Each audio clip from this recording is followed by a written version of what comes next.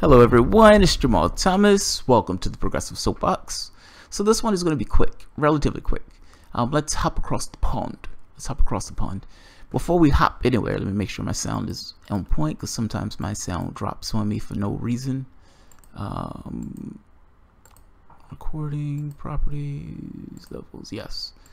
We are all a go, and I'm seeing myself moving and shaking in the corner. Alright, so let's hop across the pond. I, for whatever reason, have a fondness with the UK. I don't know where that fondness came from. It was just there. And so I tend to follow British politics, like I've said before.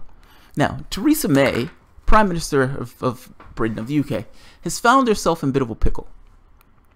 David Cameron, the Prime Minister before him, the Conservative Prime Minister before her, allowed a referendum.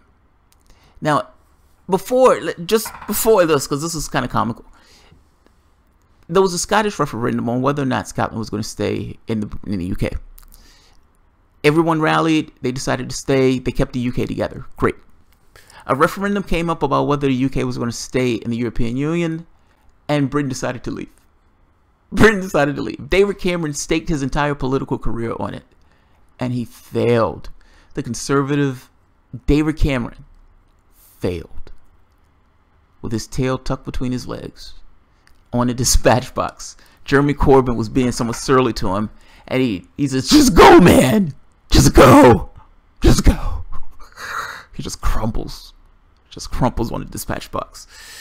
So Theresa May was given this task. All right, here's this flaming bag of poo. We need you to figure out Brexit. And immediately the question became, well, wait a minute, what does Brexit even mean? In which case the retort, Brexit means Brexit. That's what Brexit means. Brexit means Brexit. It is a quantity unto itself. Of course, that wasn't going to always fly through. And at some point, the question became, all right, how do we piece this through?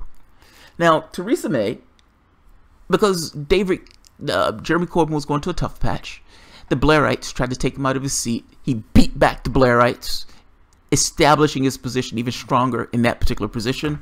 But she figured Labour is so weak. The SNP said the same thing. Labour is so weak. We're, for the most part, the real left party in this country. Labour is so weak. I'm going to have a snap election. I, Theresa May, am going to have a snap election.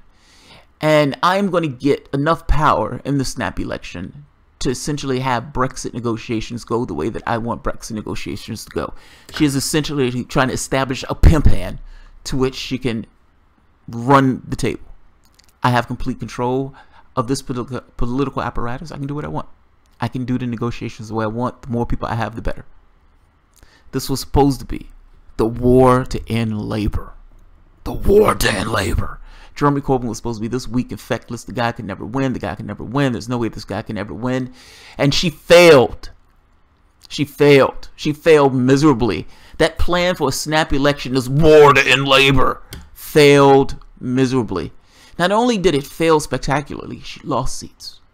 She no longer had enough in order to have a majority for that Conservative government. Meaning, she needed to form a united government. Jeremy Corbyn, the very next day at the dispatch box, you would have thought that he had won the prime ministership. All of those people had said that he didn't stand a chance and he was sitting pretty.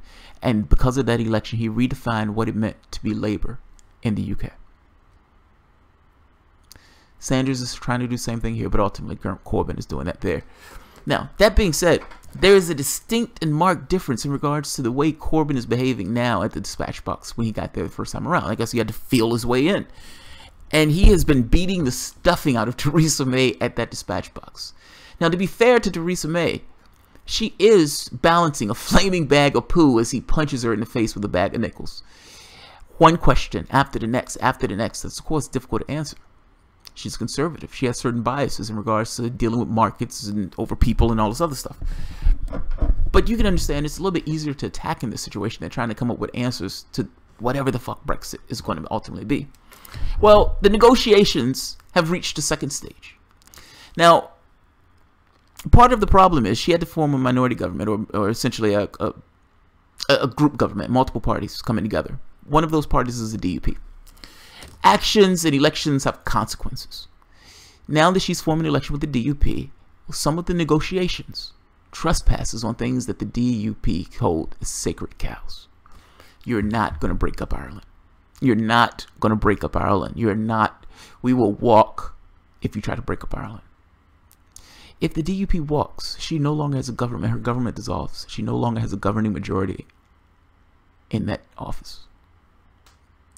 These are tough questions. These are tough questions. Now, they've finally come to some resolution saying, we have a deal, at least for the first phase. We have the first phase.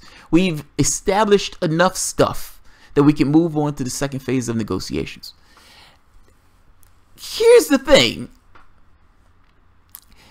There's some sacred cows and red lines that Theresa May proudly and boldly proclaimed in Parliament that she folded and crumpled on like a leaf in the sun.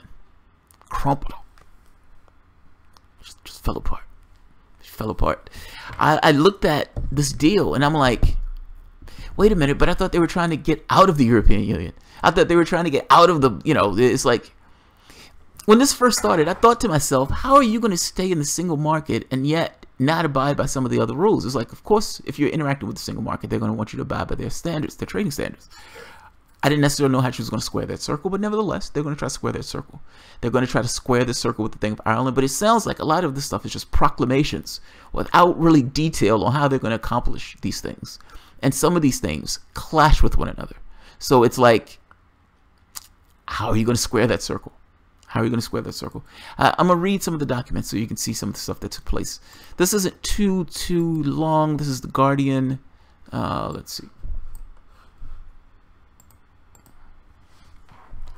Not much remains of Theresa May's red lines after the Brexit deal. Tell me how you really feel. Tell me how you really feel. Promises made after the referendum now have collided with the legal and economic consequences of leaving the European Union. We want to leave the European Union. We don't want your courts over us, man. We want to be our own thing. They're charging you billions of dollars. In addition to charging you billions of dollars, you're still subservient to their courts to some degree. To some degree, at least for a period of time. Well, I just read it. I want to show Nigel Farage's reaction to this. Nigel Farage is he's a politician. He used to be part of the UKIP party. Think of him as blue-collar billionaires. He comes across as like a cartoonish guy. He's fucking hilarious. I used to watch him in the European Parliament when he would kind of showboat and all this other stuff. I am not a fan of Farage. Farage, like I said, he's a blue-collar billionaire type. But comical, yes. And he is one of the most scathing guys when he's throwing insults. He's fucking hilarious. Let's take a look at the document first. Let's see. If the EU referendum was the moment the British electorate clashed with the established 8th December 2017 was the day that the legal and economic consequences collided with the political promises. The joint divorce agreement, hammered out in the intervening 528 days, makes clear that little remains of the red line set out by Theresa May in her Lancaster House speech or party conference address in 2016. The first and biggest concession is buried on paragraph 49 of the 15-page report published early on Friday morning. Its implications will be anything but quiet in the weeks to come, for it undermines the Prime Minister's previous insistence that British will be leaving the single market. Yeah, let's keep on. Let's see. Britain will be leaving the single market. It states clearly, in the absence of agreed solutions, the United Kingdom will maintain full alignment with those rules of the internal market and customs union. In other words, the UK may not be a member of the single market or have any direct ability to shape its rules in the future, but it could yet have to play by them in perpetuity. Let me say that again. The UK may not be a member of the single. It clearly states, in the absence of agreed solutions, the United Kingdom will maintain full alignment with those rules in internal market and customs union. If we don't come to any agreement, you and I, we're working something out. But we have a backstop. If we don't come to an agreement, then you just agree with me anyway. It's like your default position if we don't come to an agreement is for you to abide by my own rules. Let's see, the United Kingdom, blah, blah, blah, clearly states, in the absence of an agreed solution, the United Kingdom will maintain full alignment with those rules of the internal market and the customs union. In other words, the United Kingdom may not be a member of the single market or have any direct ability to shape its rules in the future, but it could yet have to play by them in perpetuity. That sounds so weird. The UK may not be a member of the single market or have any direct ability to shape its rules, but it yet have to play by them in the future in perpetuity. It just sounds a little weird. Much will be made of the "in the absence of agreed solutions" caveat. Yet, it means in practice that if the UK hopes to flesh out this pledge through a wider free trade agreement with the European Union, if the 27 members were reluctant to allow any wriggle room in this first phase of talks, they are less likely to budge now with this principle established as a backstop. If we can't come to some solution, you need to abide by our rules. That's our default. That's the backstop. What is my incentive to come to some solution? What is my incentive? I have no incentive. Like, ultimately, you can have this particular conversation, this conversation go into perpetuity. The entire time, you're abiding by my rule set. If she's saying we're going to leave the European Union and all this stuff, you're still abiding by their rules. Folded. She folded. Oh, she folded. And look, like I said, man, I am empathetic towards Theresa May on this. I don't think this was easy. They had her over a barrel. Ultimately, she understood that there was going to be an impact to British businesses if they pulled out of the European Union and didn't have access to that single market. What was she going to do? What was she going to do? Like, you're in this quagmire of a situation that you're trying to square. But by the same token, I'm okay with it. I want her to lose, so I'm okay with it. Let's see. When the agreement was first drafted on Monday, there was much concern that the promises of maintaining regulatory alignment might not only apply to Northern Ireland, but to the Democratic Unionist Party, has succeeded in removing any ambiguity and forced Downing Street to spell out that alignment stretches right across the Irish Sea. The United Kingdom will ensure that no new regulatory barriers develop between Northern Ireland and the rest of the United Kingdom, says the text now, unless, by some miracle, Northern Ireland Assembly were to decide it did, after all, want to be cut off. They're saying that they need to maintain the integrity of Britain. None of this slicing it in half, putting up borders, or anything else. Britain is it's one whole thing. It's one solid thing. Then there's the UK promise to free itself from the interference by the European Court of Justice, where once this seemed to be the most implacable of red lines, signs that continued ECJ involvement are strewn throughout the divorce agreement. Most striking is the commitment to allow the EU citizens living in the UK to continue to rely on the court to enforce the many legal rights that will be enshrined as a result of the agreement. For EU citizens, the ECJ will still be competent, said John Juncker as he announced the deal. If I understand this right, citizens who are in Britain, let's say British citizens who are in the EU citizens that are in Britain, they're essentially saying, look, you're still going to abide by European law. British law wouldn't necessarily apply in this case because these people, for the most part, are European Union citizens. We want to have continuity. We don't want the rules to change on the person all of a sudden just because Britain left the European Union. Thing is, they're still going to be associated with the European Union for God knows how long.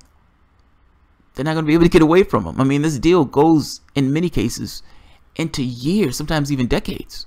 Like, this is an amazing, put it this way, it will be interesting to see how she squares these circles, that's all. Like, her speech, I'm going to put her other speech, her Lancaster speech, in the other one so you can compare the speech versus what's taking place here. I know that they say they're leaving the European Union. They're not leaving the European Union anytime soon. That's what this boils down to. And she has certain problems that she needs to flesh out because some of these things seem to clash with one another. Let's look at Nigel Farage.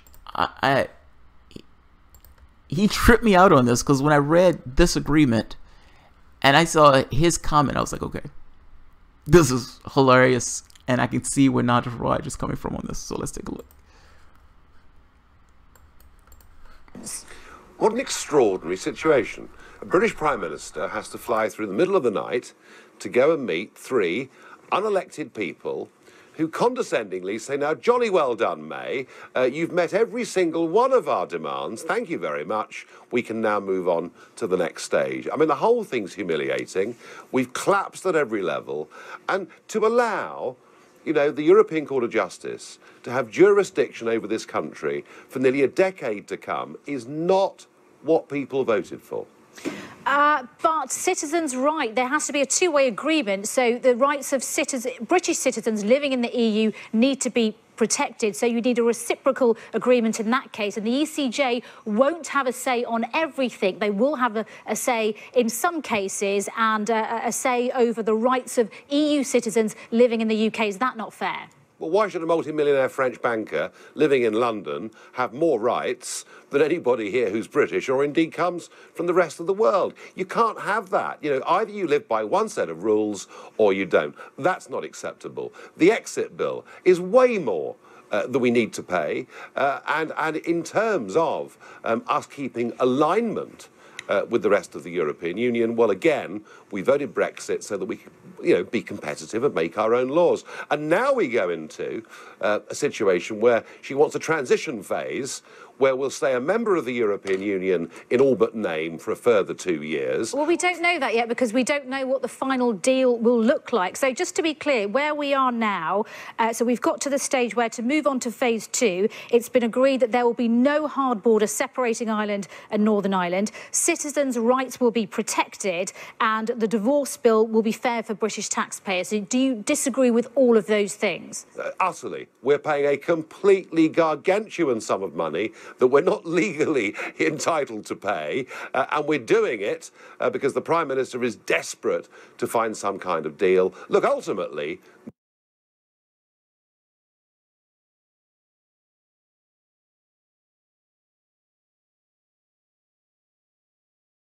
he's not wrong on that. She is desperate to find a deal.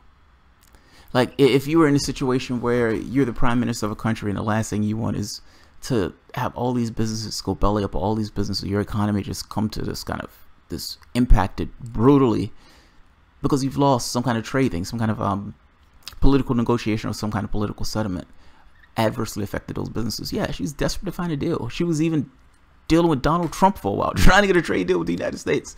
Yes, she was desperate. He was desperate. I don't agree with him on the first part. So on the first part, he's been a little coy.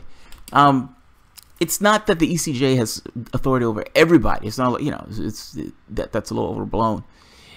This particular part does kind of make sense. If I'm a French citizen and I'm living in Britain, there's a continuity of laws. The laws that would have applied to me before Brexit now still apply to me after Brexit. It's just the court system itself is the one that applies to me. That makes sense. I don't think that's necessarily crazy. Nigel Farage is being this kind of the sky is falling on this one. The other part, yeah, I kind of do agree with them. They said Brexit. They said they wanted to leave. This doesn't look like they're leaving.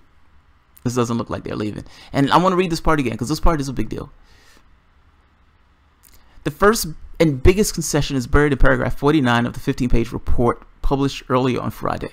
Its implications will be anything but quiet in the weeks to come before it undermines the Prime Minister's previous insistence that Britain will be leaving the single market. It's supposed to be a hard Brexit. We're leaving. We're getting the fuck out of here. We're leaving. It clearly states, in the absence of an agreed solution, the United Kingdom will maintain full alignment with those rules of the internal market and customs union. That's what he meant when he said alignment. If they can't reach a deal, we're arguing, we're haggling, we're trying to hammer out a deal. I still have to follow your laws. I still have to follow your laws. In an absence of agreed upon solution, the United Kingdom will maintain full alignment with those rules and internal market and customs union. In other words, the UK may not be a member of the single market or have any direct ability to shape its future, its rules in the future, but it could yet have to play by them in perpetuity. Britain is not part of the market itself, but it doesn't matter. Britain has no influence. It has no access to it. It can't do anything about it, but it still has to play by those rules. I'm curious to see how this is going to play out in the press. I've seen a few people's responses. Nigel Farage had the most colorful response. That's why I went with him. Let's let him finish. Let's let him finish. Where is it? No deal is better than a bad deal, and on course at the minute, this is a very bad deal indeed. Businesses have told us that they want a transition deal, so as a former businessman yourself, isn't that a good thing?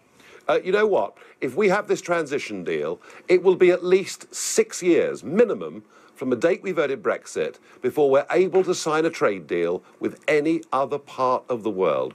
I'm afraid, we are looking really rather less serious to the world outside the European Union than we were on Brexit Day. But Michel Barnier, on the Brexit bill, you're saying it's a staggering amount, it's an amount we shouldn't be paying. But Michel Barnier has said this morning that it's impossible to calculate how much that will be. It's dependent on future developments. Well, of course, and Theresa May offered 20 billion, and they said, oh, well, that's very nice of you, Mrs May, but double it. So she's doubled it to 40 billion. I've no doubt it'll finish up at 60 billion. You know, we are dealing with completely unreasonable people. The European Union is not adjusting any of its future spending plans, despite the fact one of the main contributors has voted to leave, and we are picking up the tab. And frankly, we look like mugs. So what are you saying? No compromises should have been made then? Because what we heard this morning was that we wouldn't be in this position, we wouldn't be moving on to phase 2 next week if compromises weren't made on every side. They set the terms of these negotiations from the start. Frankly, there have been no negotiations. We've wasted months and months, and in the end, we've agreed to all the things the Commission insisted upon in the first place. No, we should never, ever, ever have been making a series of concessions just in some vague hope that we might get a trade deal at the end of it. Well, Monday's delay was actually because of the DUP. Thank goodness. At least there are some people in British politics with principle. There isn't much of that in the Conservative Party. And everything that's been agreed today, everything is against what 17.4 million people said on June the 23rd, 2016. But it's not, though, is it? Because people wanted different things. We don't know what the final version of Brexit will look like. This is to do with citizens' rights. It's to do with the divorce bill as well. We voted to make our own laws in our own country, adjudged by our own courts, and to control our own borders. I don't think anyone that voted Brexit didn't understand those things very, very clearly indeed. And, you know, we're agreeing that a foreign court can have jurisdiction over people living in this country for at least a further 8 years. Nigel Farage, we have to leave it there. Thank you very much.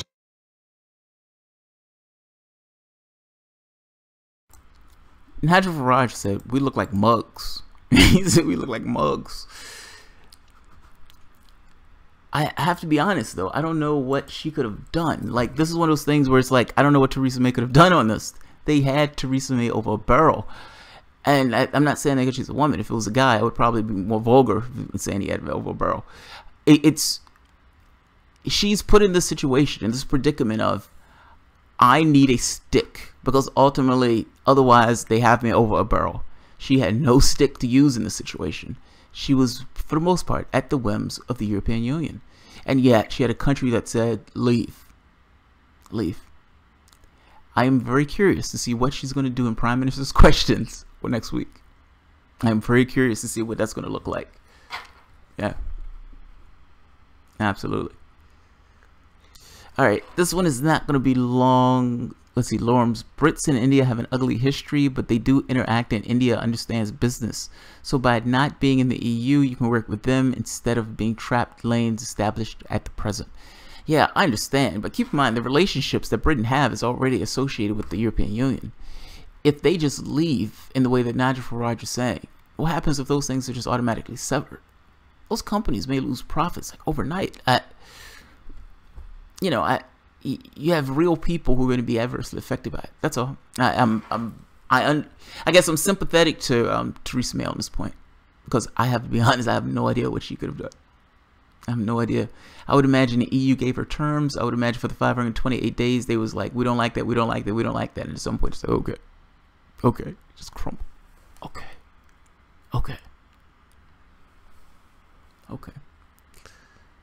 So yeah, I'm curious to see what she does on this one. All right, I'm going to leave it at that. I hope I did the story justice. It took me a while to read that because that part about the being in alignment sounded so weird to me in reading the way that it was written. But yeah, what it boils down to is Britain, even though they're saying Brexit, they're still part of the EU, at the very least under their jurisdiction in certain ways. So I have the articles at the bottom feel free to take a gander, and I am going to call it a night. Alright guys, if you enjoy the content, feel free to share, like, subscribe, and of course you can always support through Patreon or Super Cash. Yeah, thanks guys.